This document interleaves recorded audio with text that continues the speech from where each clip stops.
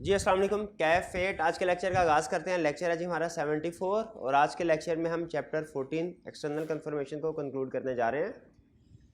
अभी तक के लेक्चर में हमने क्या सीखा? हमने सबसे पहले जब इस चैप्टर को स्टार्ट किया कन्फर्मेशन की डेफिनेशन सीखी।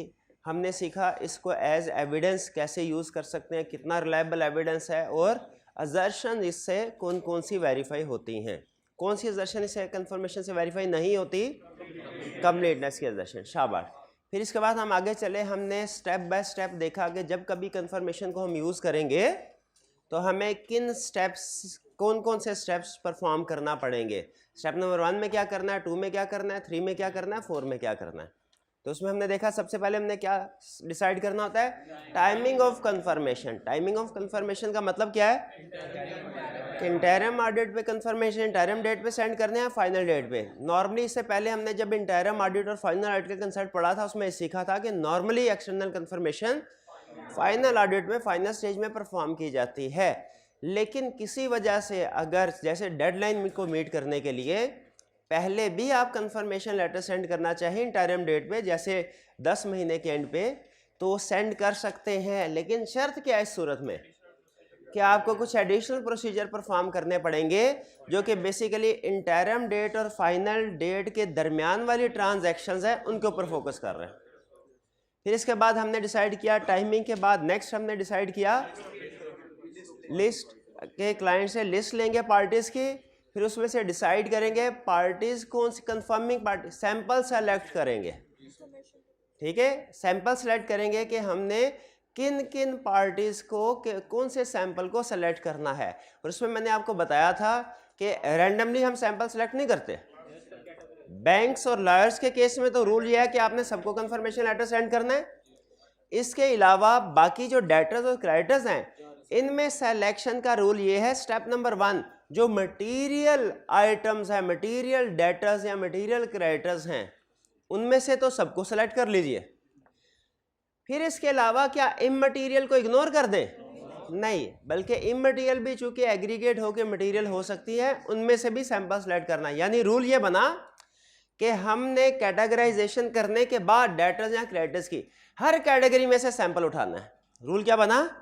हर कैटेगरी में से सैंपल उठाना। जो टॉप लेवल की कैटेगरीज होंगी इनमें से तो सैंपल इस वजह से उठाएंगे क्योंकि उनकी अमाउंट्स मटेरियल हैं, सिग्निफिकेंट है। जो लो लेवल की कैटेगरीज होंगी क्या इनमें से भी सैंपल सेलेक्ट करना है?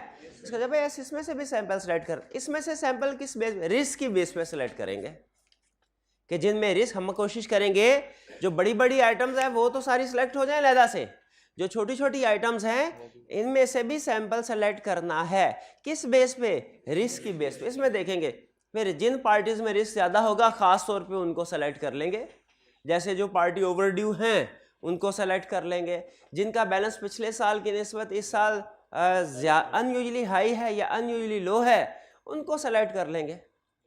ठीक है, पार्टीज को भी सेलेक्ट कर लिया हमने। फिर उसके बाद इंफॉर्मेशन कौन सी कंफर्म करवानी है? इसमें क्या सीखा था हमने? क्या हमें सिर्फ क्लोजिंग बैलेंस को कंफर्म करवाना चाहिए? नहीं नहीं नहीं नहीं, क्लोजिंग बैलेंस के अलावा अदर इंफॉर्मेशन को भी कंफर्म करवाना चाहिए।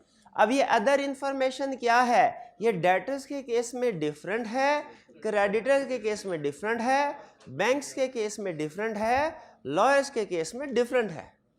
ठीक है, डेटर्स और क्रेडिटर्स की तो शायद मैंने आपको ज़बानी कलामी एग्जांपल दे दी थी। आज राइट टू रिटर्न है और वारंटी है, क्रेडिटर में क्रेडिट पीरियड क्या है। ठीक है, लेकिन जो बैंक्स और लॉयर्स है ये चूंकि एग्जाम पॉइंट ऑफ व्यू से ज़्यादा है मैं कंपैरेटिवली, वैसे डेटर्स क्रेडिटर्स भी है, लेकिन बैंक्स और लॉयर्स की तो रिटर्न फॉर्म में आपको लर्निंग ऑब्जेक्टिव में बताया गया था। कौन सा लर्निंग ऑब्जेक्टिव था जिसमें बताया गया था कि बैंक को कंफर्मेशन लेटर सेंड करना है तो कौन सी इंफॉर्मेशन कंफर्म करवानी है, लॉयर को कंफर्मेशन लेटर सेंड करना है कौन सी इंफॉर्मेशन कंफर्म करवानी है। कौन सा लर्निंग ऑब्जेक्टिव था?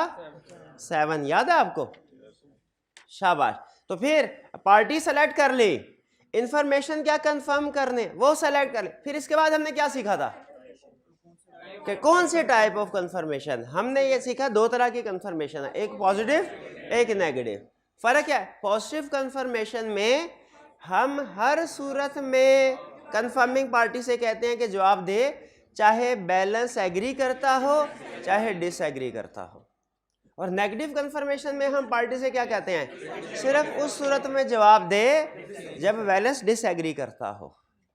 इसीलिए पॉजिटिव कंफर्मेशन को ज़्यादा रिलायबल समझा जाता है। ऑडिटिंग स्टैंडर्ड कहते हैं पॉजिटिव कंफर्मेशन जहां यूज करनी है बेफिक्र होकर करो, कोई रोक टोक नहीं है। लेकिन नेगेटिव कंफर्मेशन अगर यूज करनी है तो सिर्फ उस कैटेगरी में यूज कर सकते हैं, उस जगह पे यूज कर सकते हैं जहां पे 4 सर्कमस्टेंसेस, 4 कंडीशंस पूरी हो रही हो, चारों की चारों। एक भी अगर पूरी नहीं हो रही तो नेगेटिव कंफर्मेशन यूज नहीं कर सकते। ठीक है, वो 4 कंडीशंस क्या थी, याद है? हाँ, पहली वाली बता दे तसल्ली हो जाएगी मुझे। Large number of small balances, शाबाश। बाकी की कंडीशंस थी। तो अगर चारों की चारों पूरी हो जाए नेगेटिव कंफर्मेशन यूज कर सकते हैं। अगर 3 पूरी हो रही हैं, एक वायलेट हो रही है, नेगेटिव कंफर्मेशन यूज नहीं कर सकते। अगर 3 पूरी हो रही हैं और एक के बारे में क्वेश्चन साइलेंट है तो इफ करके कि ये कंडीशन, एज्यूमिंग के कंडीशन पूरी हो रही है, नेगेटिव कंफर्मेशन यूज करनी है। यानी किसी कंडीशन के बारे में उसका साइलेंट होना हमें किसी और चीज की तरफ लेके जाए, अजम्पशन की तरफ लेके जाएगा। और किसी कंडीशन के बारे में क्लियरली बता दे कि पूरी नहीं हो रही, वो दूसरी कंडीशन, उसमें हम कहेंगे नेगेटिव कंफर्मेशन एप्रोप्रिएट नहीं। तो पॉजिटिव और नेगेटिव ये दो। अच्छा, नेगेटिव में जहां पे रिस्क है लेस रिलायबल है, इसलिए उन्होंने कहा 4 कंडीशन पूरी होनी चाहिए फिर यूज करनी है। पॉजिटिव में भी तो रिस्क है। पॉजिटिव में क्या रिस्क है कि कंफर्मिंग पार्टी बगैर वेरिफिकेशन के साइन करके भेज देगी। इसका इलाज क्या है, ब्लैंक कंफर्मेशन, जिसे मेथड 2 कंफर्मेशन भी कहते हैं, जिसमें हम क्या करते हैं, क्या बिल्कुल ब्लैंक पेपर भेजते हैं? नहीं नहीं नहीं, सारा कंफर्मेशन लेटर वैसे ही ड्राफ्ट करते हैं जैसा नॉर्मली होना चाहिए, सिर्फ अमाउंट्स की जगह ब्लैंक छोड़ देते हैं ताकि कंफर्मिंग पार्टी खुद कंफर्म करे। शाबाश। फिर इसके बाद हम लेटर सेंड कर दिया। अब इसके बाद फिर क्या करते हैं, जवाब, इंतजार जवाब का। अच्छा, जवाब जब आएगा वो कितनी तरह का हो सकता है? हाँ, वो स्टेप नंबर 1, बैलेंस आया और एग्रीड, प्रॉब्लम ही कोई नहीं, बेहतरीन, सफिशिएंट, एप्रोप्रिएट ऑडिट एविडेंस, मुफ्त का 1 नंबर। दूसरी सिचुएशन, बैलेंस आया और डिसएग्रीड। अब डिपेंड करता है क्या उसने हमें स्पेसिफिक रीजन बताई है डिसएग्रीमेंट की या नहीं। तो इसमें रूल यह है कि अगर तो उसने जनरल डिसएग्रीमेंट का बताया, हमारे प्रोसीजर भी जनरल होंगे, और अगर उसने स्पेसिफिक रीजन बताई है डिसएग्रीमेंट की, हमारे प्रोसीजर्स भी स्पेसिफिक हो गए। मार्क्स ज्यादा हो जो जनरल भी लिख सकते हैं, ठीक है। लेकिन अगर केस स्टडी में मार्क्स कम है तो फिर स्पेसिफिक है तो स्पेसिफिक, जनरल है तो जनरल। फिर से बताइएगा, डिसएग्रीमेंट हो तो क्या करना है, देखेंगे उसने जनरल डिसएग्रीमेंट का जिक्र किया है कि स्पेसिफिक। जनरल जिक्र किया है, हमारा आंसर भी जनरल। स्पेसिफिक डिसएग्रीमेंट का जिक्र किया है, हमारा आंसर भी स्पेसिफिक। चलिए, अच्छा, अब जनरल डिसएग्रीमेंट है तो क्या प्रोसीजर्स हैं? स्टेप नंबर 1, क्लाइंट से कहेंगे रिकंसिलिएशन बनाए। स्टेप नंबर 2 देखेंगे टाइमिंग डिफरेंस है कंफर्मिंग पार्टी के रिगार्ड में मिस स्टेटमेंट है हमारे क्लाइंट के रिगार्ड में, अगर हमारे क्लाइंट के रिगार्ड में मिस। स्टेप नंबर 3 देखेंगे रिस्क ऑफ फ्रॉड या वीकनेस इन इंटरनल कंट्रोल। शाबाश, बेहतरीन। और अगर स्पेसिफिक रीजन है तो उस स्पेसिफिक रीजन के लिहाज से प्रोसीजर्स बताएंगे। जैसे एक कॉमन जो रीजन, स्पेसिफिक रीजन पूछते हैं, और भी रीजन है, जैसे जैसे केस स्टडी करते जाएंगे आपके सामने आती जाएंगी। एक कॉमन रीजन क्या होती है, और डेटर कहता है भाईजान हमने तो ये डिफेक्टिव इन्वेंट्री थी रिटर्न कर दी, हमने 3 जनवरी को डिफेक्टिव इन्वेंट्री थी रिटर्न कर दी। अब इसका हमारे ऑडिट में क्या फर्क पड़ेगा, हमने फौरन सोचना है return of defective inventory is adjusting event. याद है, बताया, return of defective inventory is adjusting event. 2 काम करते हैं। स्टेप नंबर 1, डेटर को रिवर्स करना है। डेटर को रिवर्स करना मतलब सेल्स को रिवर्स करना, डबल एंट्री होगी, सिंगल थोड़ी होगी। डेटर्स या सेल्स को रिवर्स करना। स्टेप नंबर 2 में क्या करना है, इन्वेंट्री को लोअर ऑफ कॉस्ट एनआरवी पे रिकॉर्ड करना होगा क्योंकि ये डिफेक्टिव है। ठीक है, ये सिर्फ एक एग्जांपल दे रहा हूँ। इसी तरह हो सकता है कि कोई और एग्जांपल भी केस स्टडी में इंक्लूड करे जो वो करेगा। ठीक है, और जैसे जैसे केस स्टडी की फर्दर प्रैक्टिस करते जाएंगे आपके सामने रीजंस आते जाएंगे।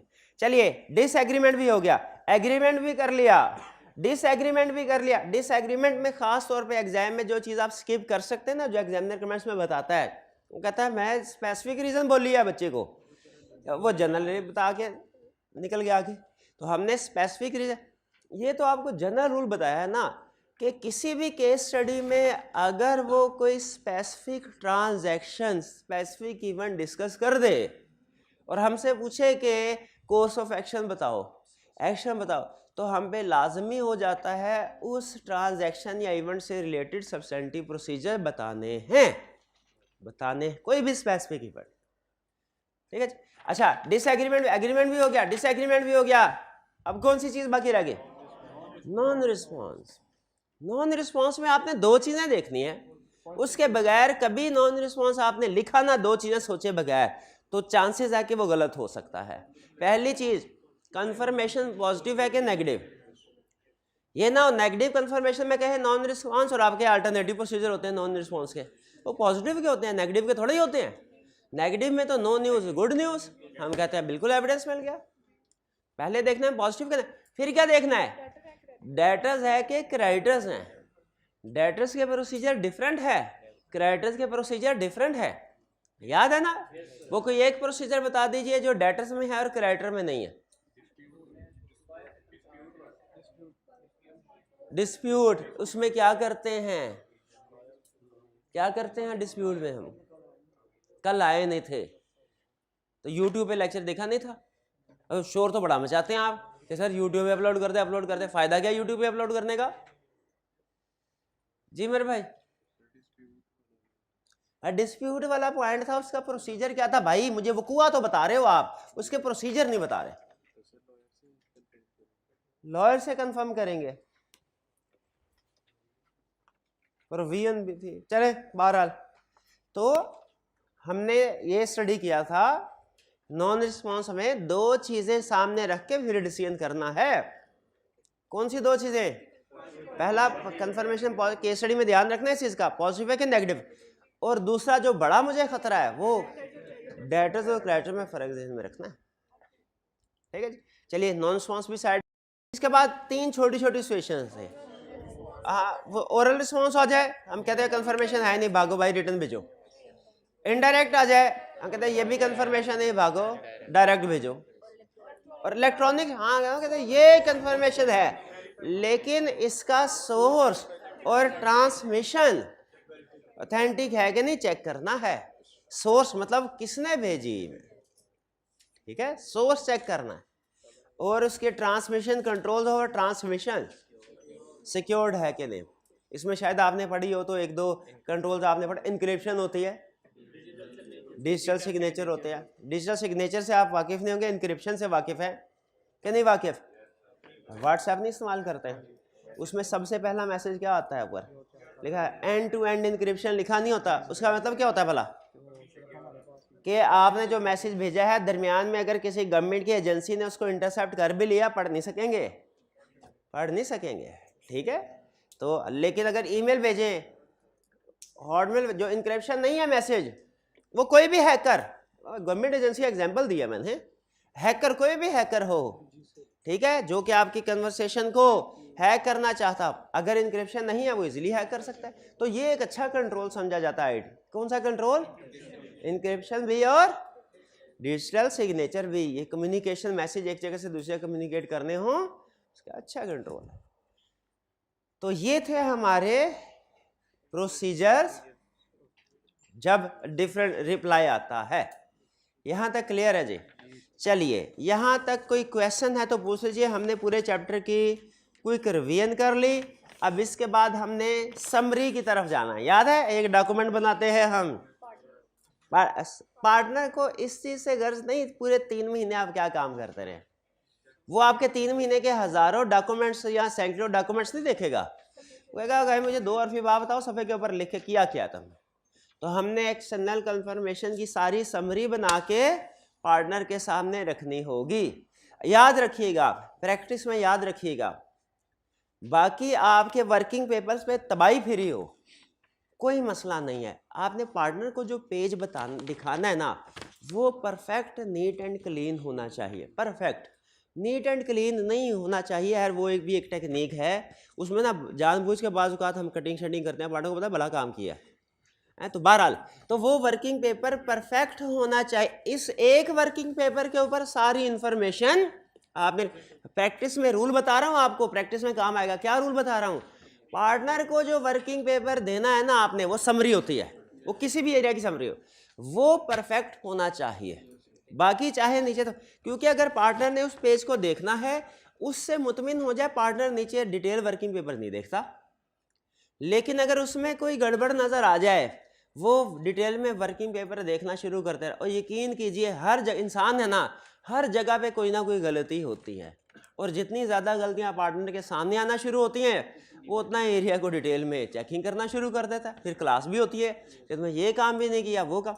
तो हमने कम से कम ये, बाकी चाहे जो मर्जी किया हो, ये जो पेज बनाना है ना, हालांकि एग्जाम पॉइंट ऑफ व्यू से उसने एक दफ़ा भी नहीं पूछा ये क्वेश्चन समरी वाला, ठीक है, एक दफ़ा भी नहीं, लेकिन प्रैक्टिकल पॉइंट ऑफ व्यू से सबसे ज़्यादा अहम यही है।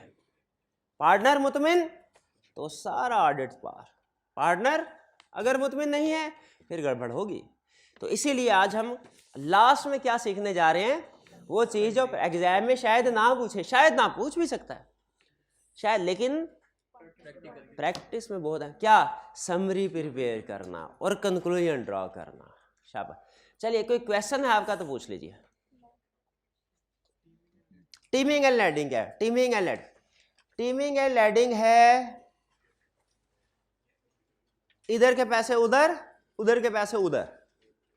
टीमिंग एंड लैडिंग होता है एक ऐसा फ्रॉड जो सिर्फ कैशियर करता है। कैशियर जो फ्रॉड, जैसे अब देखिए मैं कैशियर हूं, अब सुनिए, कैशियर है, मिस्टर ए ने आके पैसे जमा करवाए, कैशियर ने जुए में उड़ा दिया, ठीक। अब मिस्टर बी ने आके पैसे जमा कराए, वो मिस्टर ए के अकाउंट में डाल दिया, फिर लेकिन साइड पे लिख दिया मिस्टर बी के पैसे ए के अकाउंट में डाले हैं मैंने, सी के पैसे आए वो बी के अकाउंट में डाल दिया, ठीक है। अच्छा, फिर इसके बाद अचानक सी आ गया पैसे लेने के लिए, मैंने इसके अकाउंट में देखा पैसा तो था ही नहीं, मैंने लिस्ट में देखा, मुझे याद आ गया मैंने ICLI की हुई है, क्या करूंगा, बी के अकाउंट से पैसे निकाल के सी को पेमेंट कर दूंगा, सी को पता ही नहीं चलेगा, ठीक है। इसी तरह फिर उसके बाद डी से पैसे आएंगे, वो बी के अकाउंट में रिकॉर्ड कर दूंगा, ये ICLI करता रहूंगा, ठीक है। इस फ्रॉड को कहते हैं टीमिंग एंड लैडिंग। आप गैस कर सकते हैं ये फ्रॉड कौन सा, मैनेजमेंट का कौन सा कंट्रोल होगा तो ये फ्रॉड पकड़ा जाएगा? सेग्रीगेशन ऑफ ड्यूटीज, क्या मैनेजमेंट का कौन सा फ्रॉड कंट्रोल होगा तो ये पकड़ा जाएगा? अकाउंट स्टेटमेंट सेंड करना मंथली सारे कस्टमर को, जब अकाउंट स्टेटमेंट सेंड की जाएगी तो जिस कस्टमर के पैसे आगे पीछे हुए हैं वो बोल पड़ेगा, कहेगा सर मेरा तो ये फर्क है। तो इसीलिए इस तरह के फ्रॉड को ये कैशियर ये फ्रॉड करता है, इस तरह के फ्रॉड को क्या कहते हैं? टीमिंग एंड लैडिंग, नाम दिया हुआ है। ये काम आप बचपन से, ये फ्रॉड था, ये फ्रॉड था जी। और कोई क्वेश्चन? और कोई क्वेश्चन नहीं है? चलिए अब चलते हैं हम पास्ट पेपर्स के क्वेश्चन की तरफ। पहला क्वेश्चन, ब्रीफली एक्सप्लेन। आज के क्वेश्चन बताएंगे आपको ये चैप्टर इस पे ग्रिप है कि नहीं। Briefly explain as to how would you deal with a situation where a debtor confirms a balance which is different from the amount appearing in confirmation request। जो confirmation request में जो balance है उससे different है जो confirm करवाया। ये कौन से वाला केस है? डिसएग्रीमेंट वाला। आगे क्या देखना है आपने? हाँ, जनरल है कि स्पेसिफिक? बताइए क्या कोई स्पेसिफिक रीजन बताइए? तो क्या करेंगे? जनरल प्रोसीजर छापेंगे। क्लियर? चलिए ये क्वेश्चन तो हो गया, फिर इसके बाद चलते हैं नेक्स्ट क्वेश्चन 8। अच्छा, 8 क्वेश्चन भी डिसएग्रीमेंट के ऊपर ही है, लेकिन 5 और 8 में फर्क है। फर्क आपको क्वेश्चन पढ़ के पता चलेगा, वैसे इसकी शक्ल देख के आपको पता चल गया होगा। कि ये कोई डिफरेंस आ रहे हैं और ये उसकी रीजन बता रहा है। रिक्वायरमेंट सबसे पहले evaluate the evidence obtained, evaluate the evidence, बताइए क्या जो एविडेंस है वो ठीक है कि इसमें कोई गड़बड़ है। इवेल्युएट द ऑडिट एविडेंस का मतलब क्या, बताइए एविडेंस जो ठीक है गड़बड़ होता है ना, वो रिपोर्ट वाले क्वेश्चन में कहता था इवेल्युएट द सिचुएशन, इसको पढ़ के बताओ सिचुएशन ठीक है कि इसमें कुछ गड़बड़ है, और उसमें कोई ना कोई मिस स्टेटमेंट होती थी। याद है ऑडिट रिपोर्ट के क्वेश्चन की रिक्वायरमेंट में भी सम टाइम वो ये कहता था इवेल्युएट द अबव सिचुएशन। इसका मतलब क्या होता है कि सिचुएशन को पढ़ के बताओ, भाई साहब पीछे चले जाओ, कि सिचुएशन को पढ़ के बताओ कि क्या ये सिचुएशन ठीक है कि इसमें कोई ना कोई गड़बड़ है, और इसमें कोई ना कोई गड़बड़ थी। Evaluate the evidence obtained and describe the steps, if any, which the audit team may perform in respect of the above data. और अगर कोई गड़बड़ है, एविडेंस को वैल्यूएट करो, पहले देखो सही है कि कोई गड़बड़ है, और अगर कोई गड़बड़ है तो नेक्स्ट इफ एनी, अगर कोई गड़बड़ तो क्या करो, प्रोसीजर बताओ। स्टेप्स का मतलब क्या है, प्रोसीजर, कोर्स ऑफ एक्शन, एक ही मतलब है इन सारी बातों का। ठीक है जी, बताते हैं अभी पढ़ के। You are the audit manager in the firm of chartered accountants during the audit of a client for the year ended 31 दिसंबर 2019। 31 दिसंबर 2019 को अंडरलाइन कीजिए। इसका मतलब है ईयर एंड पे ही कंफर्मेशन लेटर भेजा है। कभी कभी चलते चलते ना क्वेश्चन में कहेगा ईयर एंड 31 दिसंबर है, कंफर्मेशन भेजा 31 अक्टूबर पे। आप सारे सिचुएशन पे कमेंट कर देंगे, एक चीज एंड में भूल जाएंगे, क्या कि कंफर्मेशन इंटरिम डेट पे परफॉर्म हो रही है और आपने एडिशनल प्रोसीजर बताने थे, लेकिन आपका सारा फोकस होगा डेटर ए, डेटर बी, डेटर सी पे। इंटरिम डेट वाला पॉइंट हो सर स्किप कर जाए। याद है जिस तरह कोड ऑफ एथिक्स ये केस स्टडी थी जिसमें ऊपर नीचे 1 2 3 उसने 2-3 सिचुएशन दी थी और ऊपर कह रहा था कि 7 साल हो गए हैं सेम टीम ऑडिट कर रही है, तो आपने 1 2 3 के थ्रेट्स आइडेंटिफाई कर लिए थे, वो ठीक कर दिया था। वो जो 7 साल वाला थ्रेट है वो भूल गए थे।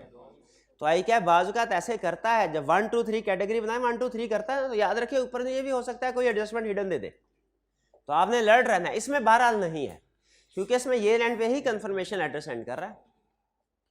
Debtor a balance at year end 500, balance confirm by debtor 500, good news, बेहतरीन भाई, बैलेंस एग्री हो गया, और क्या चाहिए जिंदगी में। बैलेंस कमेंट्स, अच्छा कमेंट्स भी लिखे हैं।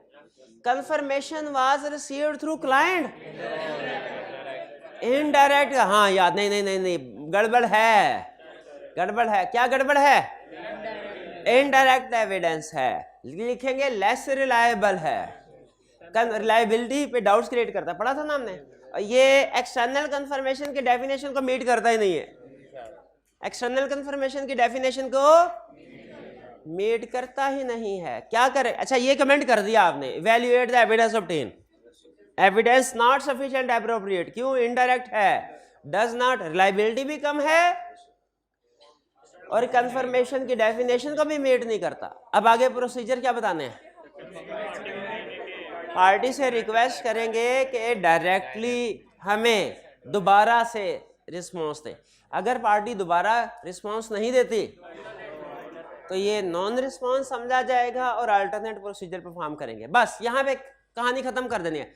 अल्टरनेट प्रोसीजर का नाम लिख के कहानी खत्म, कि आगे अल्टरनेटिव प्रोसीजर लिखने हैं, हाँ मार्क्स देख के। और मुझे लगता है 10 नंबर है, 3 क्वेश्चंस हैं, कमेंट्स भी है, एविडेंस ऑब्टेन, अब हमें नहीं लिखना चाहिए। अल्टरनेटिव प्रोसीजर का जिक्र सिर्फ जिक्र करते, आगे प्रोसीजर 1 2 3 करके लिखने नहीं चाहिए। लेकिन बहरहाल मैं भी पहले पूरा क्वेश्चन पढ़ लूँ, अगर तो अगले किसी पार्ट में उसने अल्टरनेटिव प्रोसीजर पूछे हुए फिर तो कन्फर्म हो जाएगा मुझे पार्ट ए में नहीं लिखने। लेकिन अगर अगले किसी एरिया में रिक्वायरमेंट में उसने अल्टरनेटिव प्रोसीजर स्पेसिफिकली ना पूछे हुए फिर मैं लिख सकता हूँ, क्लियर। लेकिन फिलहाल मैंने अपने जहन में प्लान किया कि मैं इसमें अल्टरनेटिव प्रोसीजर का जिक्र करूंगा, 1 2 3 प्रोसीजर लिखूंगा नहीं, क्योंकि बात जरा ज्यादा दूर तक चली जाएगी ना। इनडायरेक्ट की बात है, इनडायरेक्ट तक रहे तो ठीक है, उसको नॉन रिस्पॉन्स तक खींच के लेके जाएंगे तो बात थोड़ी। B, balance at year end 800 है, जो डाटा ने कंफर्म किया 800, ये बहुत अच्छी बात, काम खत्म, वही बैलेंस तो कंफर्म हो गया। आगे भी पढ़ना है, कमेंट भी है, ओके ओके ओके ठीक है। सिर्फ यानी हमने अमाउंट्स नहीं देखनी होती कंफर्मेशन में, कमेंट पढ़ने होते हैं। कमेंट्स में क्या है, confirmation was received after many follow up, follow up with the client. Follow up क्या होता है, याद दहानी, रिमाइंडर, रिमाइंडर मैसेज दिए। फॉलो अप का मतलब क्या होता है, रिमाइंडर मैसेज दिए, भैया फीस पे कर दे, भैया फीस पे, रिमाइंडर, फॉलो अप मैसेज, ठीक है। अगर फीस पे ना करे स्टूडेंट, पहला फॉलो अप मैसेज, फिर दूसरा फॉलो अप मैसेज, फिर तीसरा फॉलो, फिर सेशन खत्म है, सेशन खत्म। तो फॉलो मैसेज का मतलब क्या है, रिमाइंडर, रिमाइंडर। हाउएवर कंफर्मेशन बड़े ही रिमाइंडर भेजे, फिर आके जवाब, चलो आ तो गया, इसमें कोई प्रॉब्लम तो नहीं आपको। कंफर्मेशन रिसीव करने के लिए रिमाइंडर भेजने पड़े, इसमें प्रॉब्लम नहीं है। बाद का होता है आगे पीछे हो जाता है letter. However, audit team has come to know that confirming party had not received the confirmation request. क्या मतलब, ये क्या कह रहा है, इसका दिमाग तो नहीं चल गया। एक तरफ कह रहा है बैलेंस कंफर्म किया डेटर ने 8 लाख से, और फिर कह रहा है audit team has come to know that confirming party had not received the confirmation. ये कैसे हो सकता है, ये हो ना हो खलाई मखलूक ने भेजा होगा। ये जवाब किसने भेजा है, हो ना हो किसी खलाई मखलूक ने भेजा है, एलियन ने। क्या मुतमिन है इसमें, मुतमिन नहीं है, ठीक है। हाँ जी, confirming party has not received the confirmation request but someone has confirmed balance, it creates doubts over reliability of evidence, ठीक है। Risk of fraud will increase, कि मैनेजमेंट ने हो सकता है टेम्परिंग की हो। टेम्परिंग समझते हैं क्या है, बॉल टेम्परिंग नहीं सुना कभी, और बॉल मैच, क्रिकेट मैच नहीं देखते, 2 नंबरी कभी नहीं की, अच्छा तो बॉल टाइम में या हाँ शाहिद अफरीदी नहीं, बॉल टाइम बाल चक मारा, बॉल टेम्परिंग। उसी तरह एक रिकॉर्ड टेम्परिंग भी होती है, रिकॉर्ड के साथ छेड़छाड़ करना, ठीक है, वो रिकॉर्ड टेम्परिंग होती। तो लगता है मैनेजमेंट ने कंफर्मेशन के साथ टेम्परिंग की है, रिकॉर्ड टेम्परिंग की है, या फेक रिस्पॉन्स है, या फेक डाटा है, हमारा रिस्क ऑफ फ्रॉड इंक्रीज होगा, ठीक है। और आप इशारा दे दीजिए कि हम ओवरऑल अप्रोच को अडॉप्ट करेंगे। रिस्क ऑफ फ्रॉड जब इंक्रीज हो तो हमारा रिस्पॉन्स क्या होता है, कुछ नहीं पता, सोए हुए हैं सारे। ओवरऑल अप्रोच क्या होता है, कल की बात ही नहीं है, ये तो बात है 3 महीने पहले की, जब हमारा ऑडिट ताज़ा ताज़ा शुरू हुआ था, पहले महीने में। तब भी छुट्टी की होगी। ओवरऑल अप्रोच क्या है, ओवरऑल अप्रोच ऐसे नहीं बताएंगे आप, आपसे गुलवाना पड़ेगा। ओवरऑल अप्रोच बताना है किस चैप्टर में पढ़ा, किस कंटेक्स्ट में पढ़ा, और ये है क्या। कितने स्टूडेंट्स बता सकते हैं, हाथ उठाएं जरा, शाबाश। पहले ये भाई, ये हाल है आपका जी जी भाई बताइए। नहीं पढ़ा कहा था, किस चैप्टर में था, 3rd चैप्टर में, किस कंसेप्ट में, शाबाश, risk at financial statement level में। Risk at financial statement level को एड्रेस करें ना, अब ना मिल पाएगा, नहीं मिलेगा, ना कर मेरा भाई, ना कोशिश का टाइम से आएगा, नहीं मिल पाएगा तेरे को जी मेरे भाई। अच्छा, risk at financial statement level को एड्रेस करने के लिए ओवरऑल रिस्पांस था, तो बताइए ओवरऑल रिस्पांस की examples. More procedure at year end, more experience staff लेके जा, इंक्लूडिंग एक्सपर्ट अगर जरूरत हो।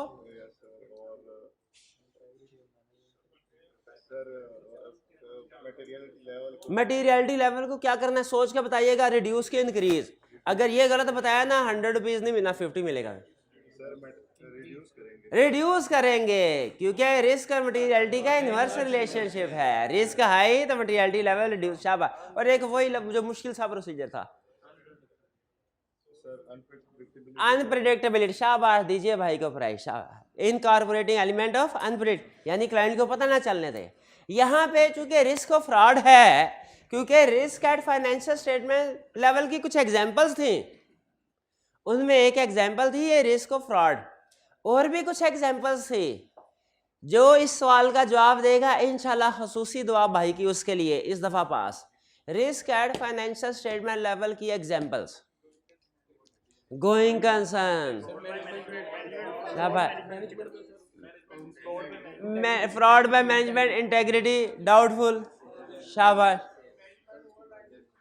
मैनेजमेंट ओवरराइड ऑफ कंट्रोल, शाबाश, मिला के पास हो गए हैं आप। ठीक है, चलिए आगे चलते हैं। तो यहाँ पे अच्छा मुझे ये बताइए, ये रिस्क ऑफ फ्रॉड है जी? हाँ, ओवरऑल रिस्पॉन्स अडॉप्ट करेंगे?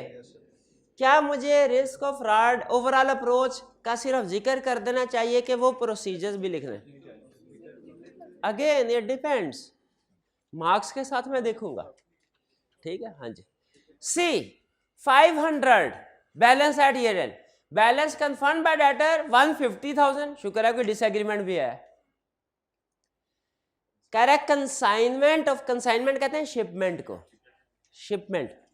शिपमेंट भेजी, कंसाइनमेंट भेजी 500,000, was shipped on 27 December, but goods of rupees 3.5 lakh were return subsequent two year and. अच्छा, ये नहीं बताया ये डिफेक्टिव गुड्स थी कि नहीं थी? तो रिटर्न थी, हाँ, डिफेक्टिव होंगी तभी रिटर्न हुई है। कोई सही गुड्स भी रिटर्न करता है कि भाई ये गुड्स आपकी ठीक थी इसलिए वापस कर रहे हैं, ऐसा थोड़ी होता है। बल्कि कैसे होता है, सर ये गुड्स आपकी खराब थी इसलिए वापस कर रहे हैं। तो वो कह रहे हैं 3.5, अब देखें कस्टमर ने रिकॉर्ड नहीं किया 3.5 लाख, क्यों नहीं किया? कह रहे मैं रिटर्न कर, मैंने कौन से देने पैसे, तेरे कोई पैसे नहीं देने, वापस कर दी चीजें। लेकिन चूंकि हमारे क्लाइंट ने 31 दिसंबर पे इसकी debtors debit sales credit entry कर दी थी, इसलिए इसका बैलेंस आ रहा है ज्यादा, 3.5 लाख का फर्क है। अच्छा, अब 1.5 लाख ये भी मान रहा है, 1.5 लाख ये भी मान रहा है, वो जो रिमेनिंग है उसको तो जिक्र करने की जरूरत नहीं, वो तो ठीक है। फर्क किस चीज का है? 3.5 लाख। हमने जो प्रोसीजर बताने हैं वो 3.5 लाख के बताने हैं कि क्या करेंगे, क्या करना है। स्टेप नंबर 1, ये सेल्स की एंट्री को रिवर्स करो, और स्टेप नंबर 2, इन्वेंट्री को लोअर कॉस्ट जनवरी पे रिकॉर्ड करो। अच्छा, अगेन फिर यहाँ पे क्या मुझे एनआरवी ऑफ इन्वेंट्री के प्रोसीजर भी बताने चाहिए कि सिर्फ इतना क्या कि inventory should be measured at lower of cost and NRV काफ़ी है? डिपेंड करता है मार्क्स पे। ठीक है, यहाँ पे चूंकि 10 मार्क्स हैं तो मेरा ख्याल है सबसे ज़्यादा मार्क्स ना सी वाले को उसने दिए होंगे, ये उसका फेवरेट है, वो ना इसको 4 मार्क्स तो उसने दिए होंगे, जिसमें 2 मार्क्स तो होंगे। अच्छा, एक एक नंबर तो वैल्यूएट करने का होगा ना कि मसला क्या है। ठीक है, पहले वाले में मसला क्या था? Indirect evidence. दूसरे वाले में मसला क्या था? Risk of fraud, fake data. और तीसरे वाले में एडजस्टिंग इवेंट।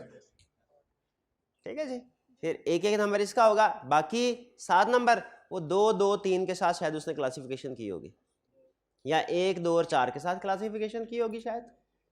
ऐसे है ना, आपने पहले अपनी जजमेंटल मार्किंग स्कीम एग्जाम में बनानी है, क्योंकि मैंने आपको बताया था एक होता है अच्छा एग्जामिनर, एक होता है आई कैप, यानी बहुत अच्छा एग्जामिनर, बहुत अच्छा एग्जामिनर।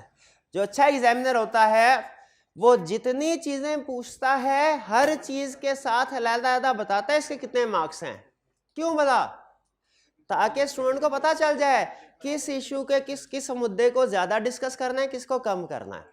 और आई कैप क्या करता है, सारी रिक्वायरमेंट 2, 4, 5, 6 जितनी भी रिक्वायरमेंट है सारी पूछ के इकट्ठे नंबर दे देगा 12। अब बाज़ औक़ात हमारे साथ ये हो रहा होता है, हम किसी एक इशू के ऊपर कमेंट्री कर रहे होते हैं कि इसके मार्क्स शायद ज़्यादा होंगे, पता चलता है उसके 2 नंबर थे, 6 नंबर दूसरे पार्ट के थे।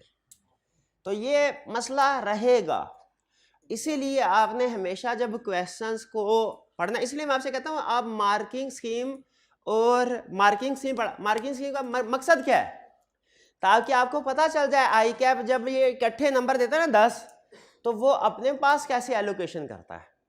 जब आप हर क्वेश्चन के बाद उसकी मार्किंग स्कीम अगर पढ़े ना, तो मार्किंग स्कीम से क्या फायदा होता है आपको पता चल जाएगा। एलोकेशन आई कैप कैसे करता है, उस लिहाज से एग्जाम में बैठ के अच्छी जजमेंट, प्रोफेशनल जजमेंट अप्लाई कर सकेंगे।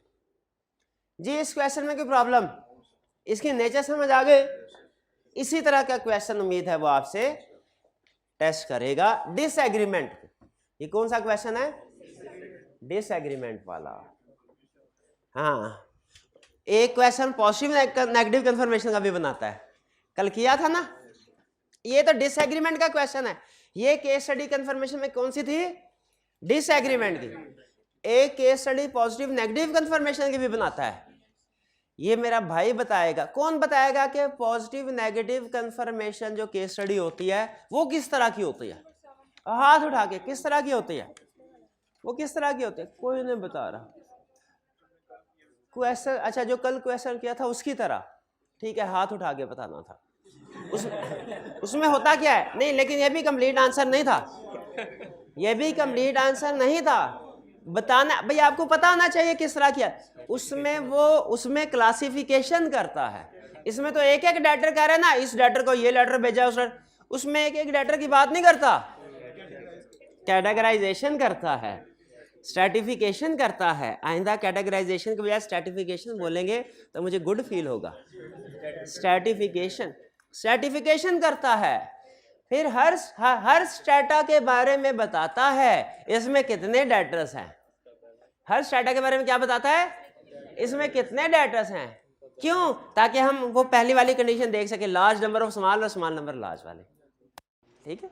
और फिर वो नॉर्मली इसी साल का या पिछले साल का डाटा देता है कि इतनों को भेजा था, इतनों में मसला आया, बताओ। वो आपको पता है हम वो एक्सेप्शन रेट कैलकुलेट करते हैं, रफ सा क्योंकि कभी मसला रिजॉल्व हो जाता है, कभी नहीं होता। तो जो इनिशियल वो हमें डाटा देता है उसी की बेस पे कैलकुलेशन करते हैं। वो थी पॉजिटिव नेगेटिव की। अभी जो हमने केस स्टडी आज किया वो कौन सी वाली थी, डिसएग्रीमेंट की। जो कल की थी पॉजिटिव नेगेटिव का डिसीजन था। 9 में देखते हैं, कहता discuss the auditor's course of action if management refuses to allow auditor to send confirmation request. Impact on audit report is not required. इसका मतलब है स्कोप लिमिटेशन तक बात खत्म कर देना बस।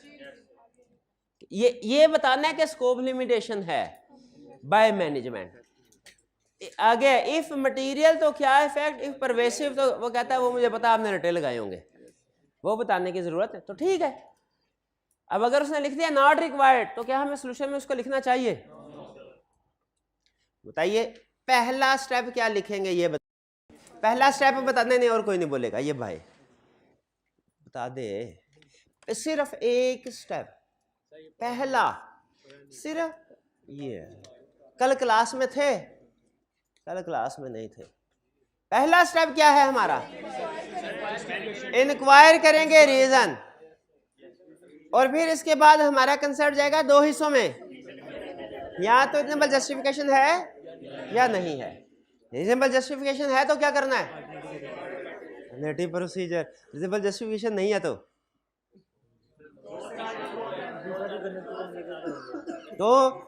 कम्युनिकेट करेंगे दोष ऑफ गवर्नेंस को कि ये मैनेजमेंट या सीएफओ से कहें कि स्कोप लिमिटेशन रिमूव करें, हमें अलाउ करे कंफर्मेशन लेटर सेंड।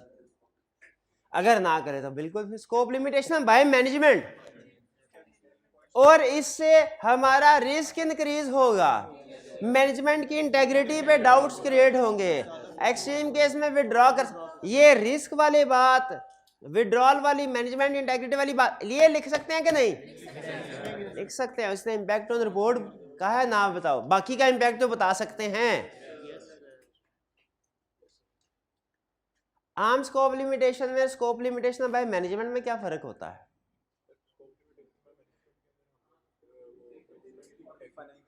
हाँ अच्छा, दोनों में सिमिलैरिटी क्या है, आम स्कोप लिमिटेशन और scope limitation impact on report दोनों में सेम है कि मटेरियल तो ये पर वैसे, और फर्क क्या है दोनों में,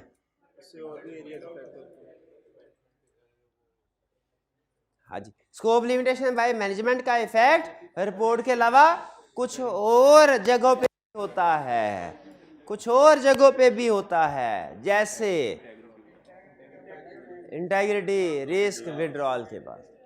बिल्कुल क्लियर जी। क्वेश्चन 9 इसमें कोई प्रॉब्लम?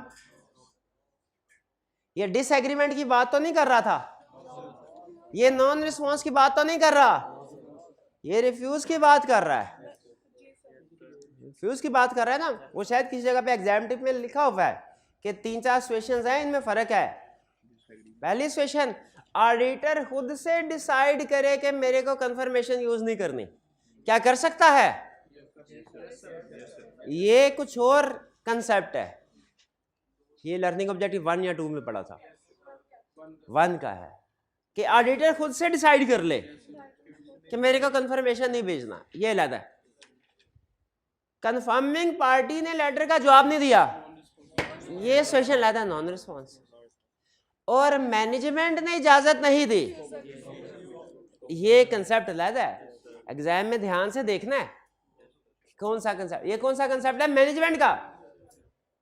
ये देखिए 3 पार्टीज है ना कंफर्मेशन में, तीनों की वजह से हो सकता है कंफर्मेशन ना हो सकता है ऑडिटर खुद से डिसाइड कर ले नहीं भेजने किसी एरिया, हो सकता है कंफर्मिंग पार्टी का मैंने जवाब ही नहीं देना, हो सकता है मैनेजमेंट कहे मैंने अलाउ ही नहीं करना। तो आपने देखना है कि उसने केस स्टडी में किसके पॉइंट ऑफ व्यू से केस बनाया है। तीनों कंसेप्ट अलग-अलग हैं। कौन से तीनों कंसेप्ट अलग-अलग? ऑडिटर खुद ही डिसाइड कर ले कि कंफर्मेशन नहीं भेजने, थर्ड पार्टी जवाब ना दे, मैनेजमेंट अलाउ ना करे। नेक्स्ट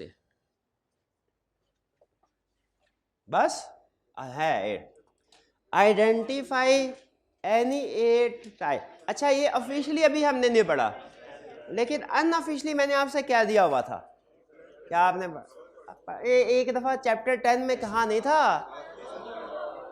अच्छा ओके ओके ठीक है, ठीक, कोई बात नहीं, पढ़ा देते हैं, इसमें क्या मसला। लेकिन सबसे पहले ये समरी एंड कंक्लूजन जो हमारा आज का मेन टास्क है, समरी एंड, सारा काम कर लिया, अब क्या करना है?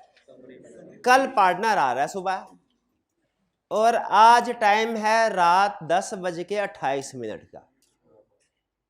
हमें काम करना तभी याद आता है जब पार्टनर का रिव्यू आता है। जैसे आपको पढ़ना तभी याद आता है जब वो डेट शीट आ जाती है, रोल नंबर स्लिप आ जाती है, रोल नंबर स्लिप है, तब पढ़ना याद आता है, हाँ ये पेपर देना था, ठीक है। जी चलिए आगे चल। Summary, based on the result of sample audit में डेटर्स क्लाइंट के लिए सारे, क्या सारे डेटर्स को लेटर सेंड किया होगा कंफर्मेशन? सैंपल को किया होगा।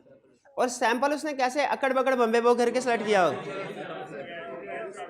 के मटीरियलिटी को सामने रख के, रिस्क को सामने रख के, सैम्पलिंग के रूल्स को सामने रख के सैंपल सेलेक्ट कैसे किया होगा? अकड़ बकड़ वाला भी है, ठीक है, पकड़ा जाएगा ये।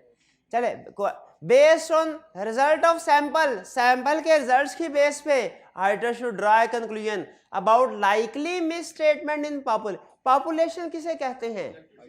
किसी भी जगह पे जो टोटल आइटम्स होती हैं उसे पॉपुलेशन कहते हैं। डेटर्स में जितने भी डेटर्स हैं उनको कहते हैं पॉपुलेशन। सेल्स में जितनी भी सेल इनवॉइसेस हैं पॉपुलेशन।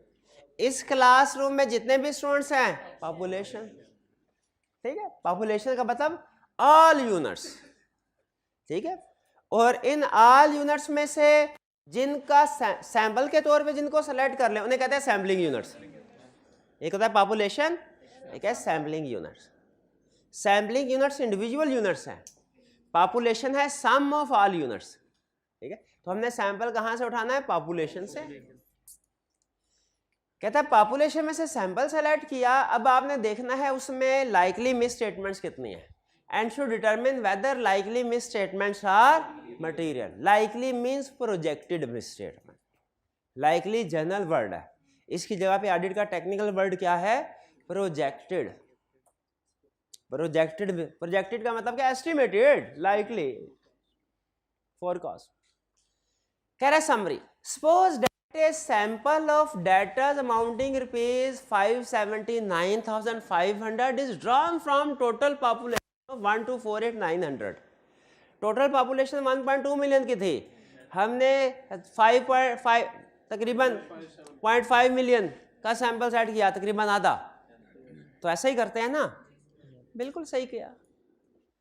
एंड कंफर्मेशन लेटर आज सेंड, और फिर कंफर्मेशन लेटर भेज दिए। 12 लाख में से तकरीबन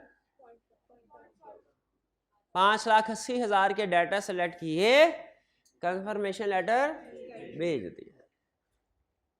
अब देखें रिजल्ट क्या हुआ और वैल्यू क्या है। पहले रिप्लाई रिसीव्ड एंड एग्रीड, क्या ये गड़बड़ है? गड़बड़ नहीं है, ये तो ठीक है। 465, ये तो ठीक है, बिल्कुल। क्या इनकी वजह से कोई मिस स्टेटमेंट है या होने का चांस है? नहीं है। फिर एक्सेप्शंस आइडेंटिफाइड एंड रिकंसाइल्ड, मसले सामने आए लेकिन रिकंसाइल हो गए। क्या ये कोई प्रॉब्लम है या इसकी वजह से प्रॉब्लम होने का खतरा है? नहीं है, ये भी ठीक, ये भी ठीक। एक्सेप्शन आइडेंटिफाई हुई लेकिन रिकंसाइल कर ली, ठीक, पक्का। तीसरी कैटेगरी देख, non replies but agreed using alternative procedure. अच्छा, सेकंड और थर्ड में फर्क समझ आ रहा है? सेकंड में डिसएग्रीमेंट का केस है, थर्ड में नॉन रिस्पॉन्स का केस। कहता है नॉन रिस्पॉन्स था लेकिन अल्टरनेटिव प्रोसीजर से एग्री कर लिया, एविडेंस ऑब्टेन कर लिया। बताइए क्या प्रॉब्लम है या हो सकती है इसकी वजह से? क्या ठीक है? ठीक, इसकी वजह से भी स्टेटमेंट नहीं है, ये भी क्लियर, टिक लगा लें। फिर एक्सेप्शन स्टिल अनरिजॉल्व्ड, ये कोई मिस स्टेटमेंट है या हो सकती हैं, ये गड़बड़ है या हो सकती है, इसको कर ले सर्कल। इसका मतलब है ये हमारी प्रॉब्लम है या ये हमारी एक्सपेक्टेड अंदाजन मिस स्टेटमेंट है। ठीक है, अब मैं आपको एक टेक्निक सिखाने लगा हूं। टेक्निक, ये प्रोबेबिलिटी की एप्लीकेशन है, प्रोबेबिलिटी की प्रैक्टिकल एप्लीकेशन सिखाने लगा हूं। क्या सिखाने लगा हूं? प्रोबेबिलिटी की प्रैक्टिकल एप्लीकेशन। ठीक है, वो क्या, अब आपको पता चलेगा जो आपने स्टैट में इतने ज़्यादा प्रोबेबिलिटी के क्वेश्चन सीखे थे वो किस लिए सीखे थे, वो इस एप्लीकेशन के लिए सीखे। मुझे बताइए, क्या मैं ये कह सकता हूं कि डेटर्स के एरिया में टोटल मिस स्टेटमेंट 14,300 की हैं? क्यों, यही तो है। हाँ, ये सैंपल याद रखें, जब कभी सैंपल करेंगे प्रोजेक्शन करना लाजमी है, जब कभी सैंपलिंग करेंगे प्रोजेक्शन करना लाजमी है। सैंपलिंग के रिजल्ट्स को प्रोजेक्ट करना है वरना गलत नतीजे पे पहुंचेंगे।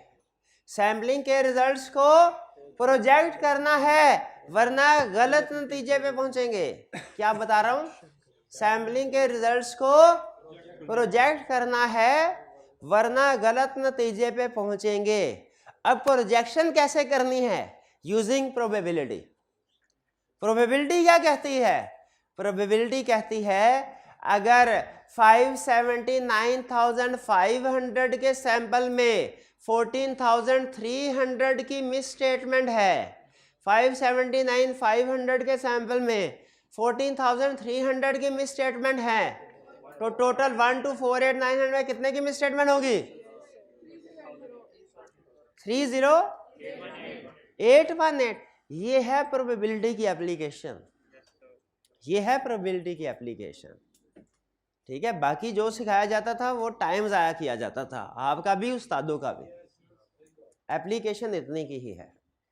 ठीक है, लेकिन जाहिर है वो एक फ़िल्टर लगाना होता है, उल्टा सीधा जैसा भी हो, काम का होना हो, फ़िल्टर तो लगाना होता है ना, तो इसीलिए उसको मुश्किल बना के वो मतलब जुआ था, कुछ काम का नहीं, टाइम ज़ाया, अपना भी करें बच्चों का भी करें, चले मर्जी। बहरहाल जंगल का बादशाह जो कहे करना पड़ेगा।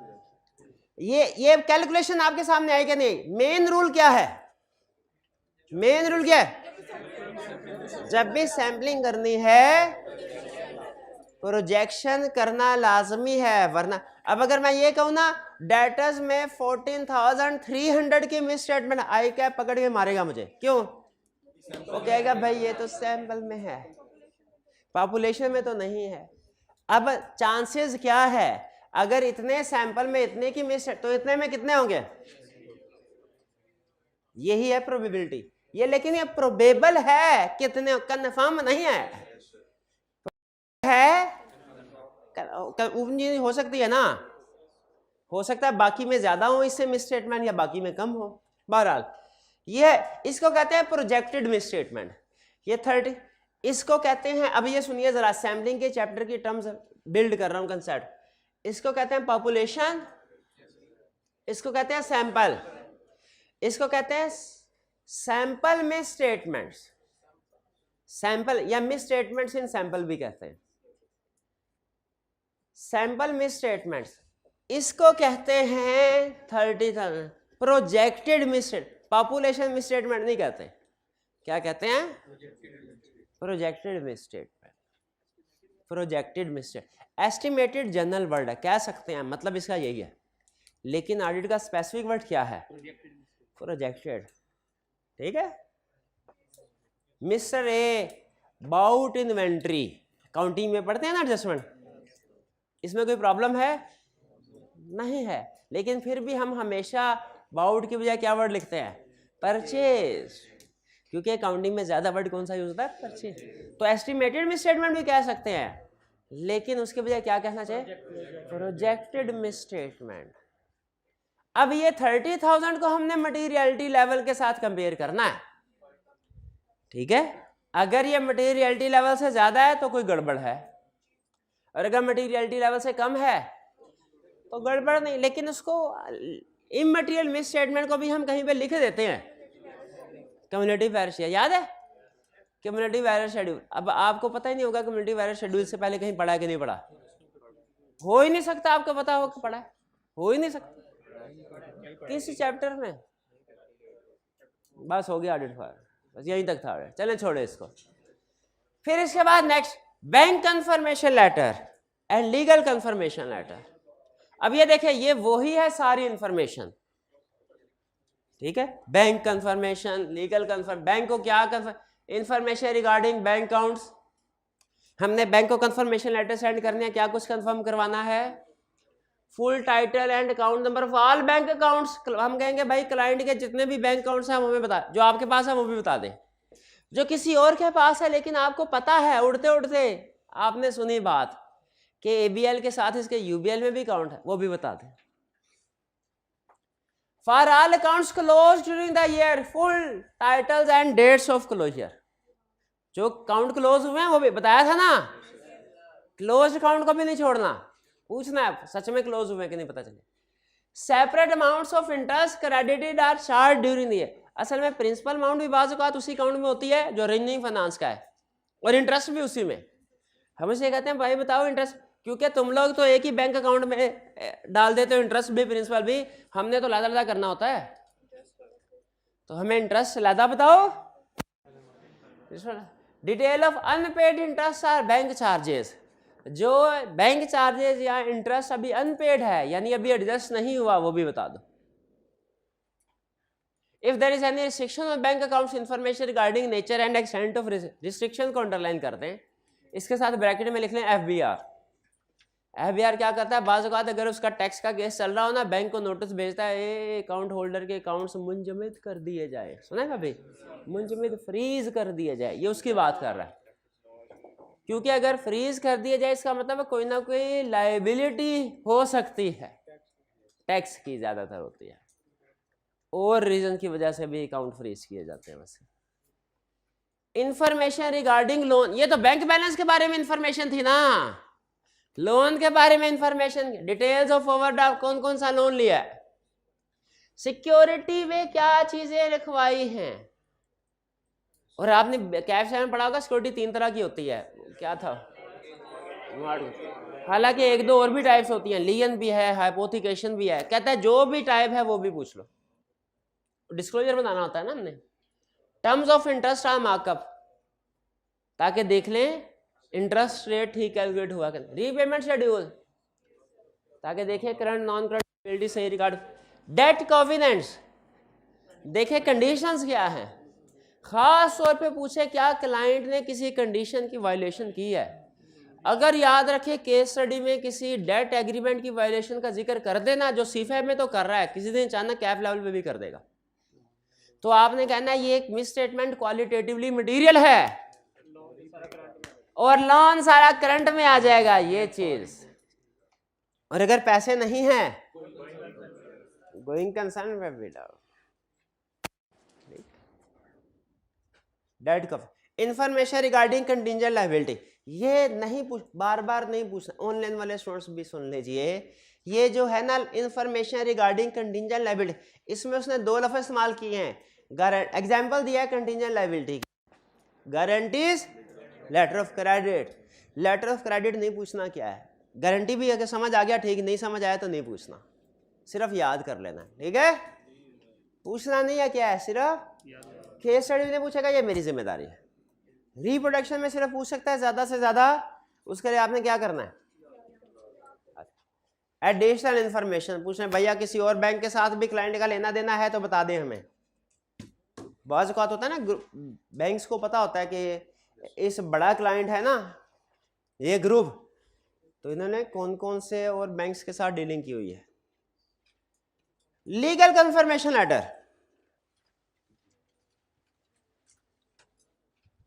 लॉयर को भी कंफर्मेशन लेटर भेजना है ना, उससे क्या क्या इंफॉर्मेशन पूछ सकते हैं, list of all litigation claim pending against company. ऐसा बता भाई कितने लीगल केस कंपनी के खिलाफ चल रहे हैं जिनको लड़ रहे हैं आप, लॉयर को पता होगा, लिस्ट दे देगा। क्या सिर्फ लिस्ट काफी है? हम पूछेंगे इसके बाद असेसमेंट ऑफ आउटकम भी बताओ। असेसमेंट ऑफ आउटकम के साथ लिख ले क्या, विन और लूज, कि जीतेंगे कि हारेंगे, ये बताओ। किस केस में जीतने का चांस है, किस में, वो बताओ, विन और लूज। और एस्टिमेशन फाइनेंशियल इंप्लीकेशन, मतलब कि हारेंगे कितने पर, क्योंकि हमने उसकी बेस पे जिनमें हारने का, इस लिस्ट से डिस्क्लोजर भी बनता है, प्रोविजन भी बनती है। डिस्क्लोजर कैसे बनता है भाई, जो केस वो जीत रहा है उसमें आउटफ्लो पॉसिबल है ना, प्रोबेबल तो नहीं है, उसका बनेगा डिस्क्लोजर। और जो केसेस लॉयर के मुताबिक कंपनी हार रही है, आउटफ्लो प्रोबेबल और मेजरेबल हो गया, इसकी करनी है प्रोविजन। कुछ समझ आए?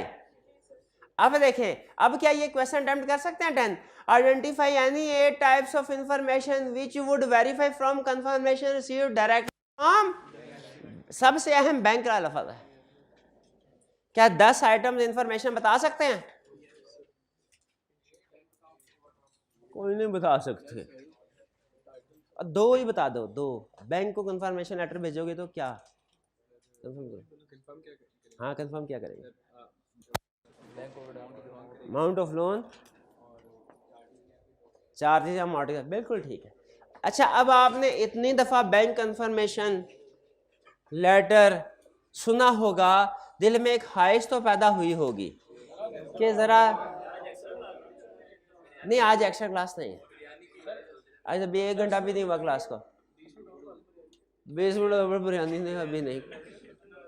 चल अब देखें तो पॉजिटिव कंफर्मेशन और नेगेटिव कंफर्मेशन का फॉर्मेट है आपके सामने।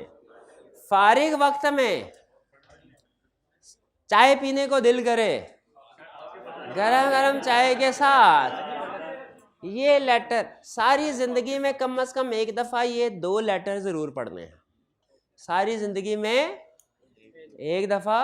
वैसे तो और भी लेटर आपने पढ़े होंगे, BWCS में बेतहाशा customer complain letter, sales letter, purchase letter और पता नहीं कौन कौन से लेटर, लेकिन ये लेटर कभी नहीं पढ़ा होगा। कौन सा? Positive confirmation. और तो इसके साथ लिख लीजिए, जिंदगी में एक दफा पढ़ना लाजमी है, इसके साथ लिख ले। जिंदगी में, ये दोनों लेटर इसका लिखे, जिंदगी में एक दफा पढ़ना लाजमी है। और आगे ब्रैकेट में लिख लें, जिंदगी का कुछ पता नहीं, इसलिए जल्द से जल्द पढ़ लें। ठीक है, जल्द से जल्द पढ़ लें, शाबाश। पेपर के बाद नहीं, पेपर से पहले, पेपर से पहले तो ये पढ़ जरूर लेना है। आपको पता चल जाए, प्रैक्टिस में तकरीबन यही कॉपी पेस्ट होगा, तो आपको पता चल जाएगा। प्रैक्टिकल फॉर्मेट भी सामने आ जाए, जेहन में बैठ जाता है कंसेप्ट जी। इसके साथ हमारा चैप्टर 14 कंप्लीट, लेकिन इसकी होम असाइनमेंट आपको दी गई और आइंदा भी होम असाइनमेंट मिलती रहेगी। कोई क्वेश्चन पूछना चाहते हो पूछ लीजिए। कोई क्वेश्चन नहीं? चलिए फिर आज का लेक्चर यहाँ ख़त्म करते हैं हम। अल्लाह हाफिज़। कल चाय